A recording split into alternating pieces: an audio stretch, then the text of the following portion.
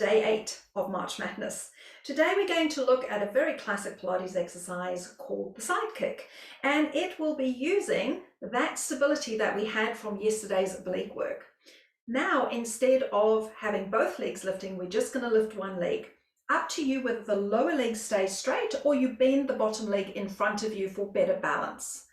You're going to reach away and this leg is going to come up as high as your hip so that we're really using these side hip muscles.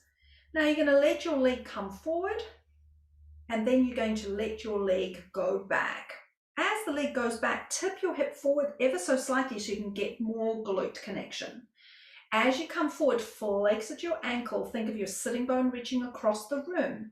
Come back to the center. Now, as you go back, point and roll the hip forward a bit so you can feel your glutes working more. When you come back to the center, you roll back into place. All the time, those obliques are supporting you as you move your leg forwards. Exhaling, inhale, and reach out behind you, going nice and long. Beautiful.